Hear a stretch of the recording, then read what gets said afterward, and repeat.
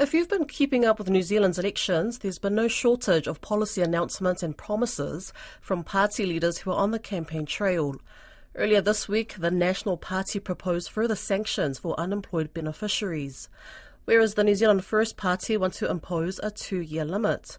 Meanwhile, Green Party co-leader Marama Davidson says the policies from both parties are heartless. Joining me on Pacific Waves is social policy analyst from the Salvation Army, Ana Ika. Malo Ana, what was your reaction when you heard National promising sanctions? Yeah, look, I think from the Salvation Army's perspective, we're quite disappointed to see these sanctions on beneficiaries, because that's the majority of the whānau that we support are beneficiaries or those who access welfare support. I think that the biggest challenge is looking at those policies and then also seeing if there are other alternatives that they were providing around, addictions and mental health support, and those weren't there. And so that's quite discouraging to see that there are sanctions being placed on beneficiaries and yet in the other avenues to be able to support them, those haven't been offered. Yeah, Christopher Luxon says this policy is driven out of love and care. What interesting choice of words for beneficiaries. What do you say to that? Yeah, I think in regards to Nationals, both policies is that they've provided, in their view, is a simple solution to quite a complex issue. I think one thing that and just listening to, the narratives that they've been pushing around this policy, is that, like a lot of the whānau that walk through our doors, they come through the doors with quite complex issues. When we're looking at levels of addiction, when we're looking at mental health challenges, when we're looking at just other distresses that they're facing in their life, and so just being able to push them out into a job necessarily isn't a solution. And so in our view, this is not a love and care.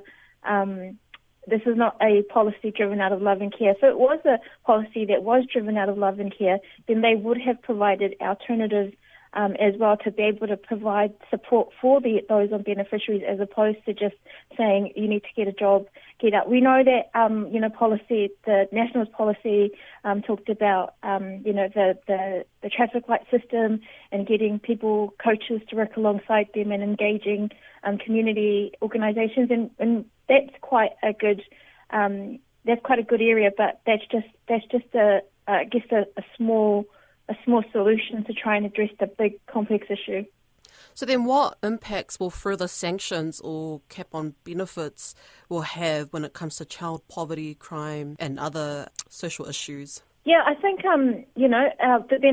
people that are on benefits are the poorest in our country, and we do see the incentive that National and New Zealand First are trying to get people to work, but the challenge is a lot of when we're looking at those that have been on job seeker for more than a year, those numbers as a proportion-wise hasn't changed much in the last 10 years.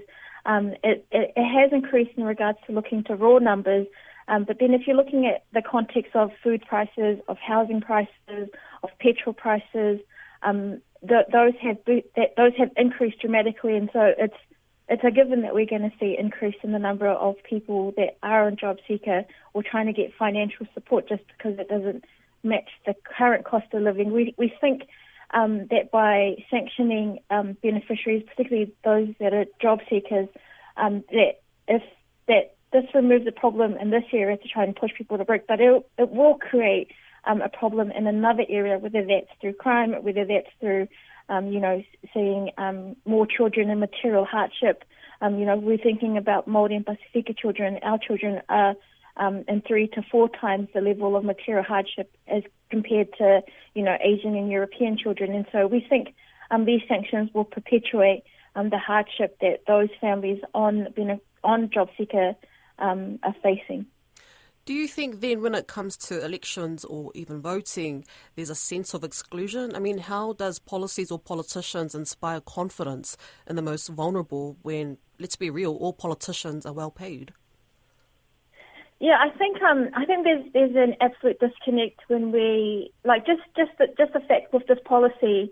If they had sat with those who are on welfare, if they had taken time to sit down with organizations like the Salvation Army, like other community organizations that are working with beneficiaries and actually understand the challenges and the issues that they're facing on a day-to-day basis, that means that they aren't able to get into jobs.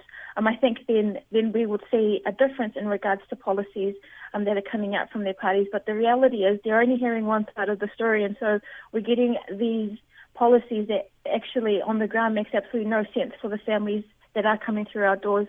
And also what's challenging is because it's a campaign year, and you're wanting to put forward policies that most New Zealanders would get alongside with. But I think the challenges, particularly in our work here at the Salvation Army, is a lot of the challenges and a lot of the whānau that walk through our doors, their stories, and you never really hear them in the media, you never really hear them portrayed, and so people don't necessarily understand the complexities, and these complexities are getting worse as the cost of living and housing crisis continues. Any message or advice you want to send to our voters?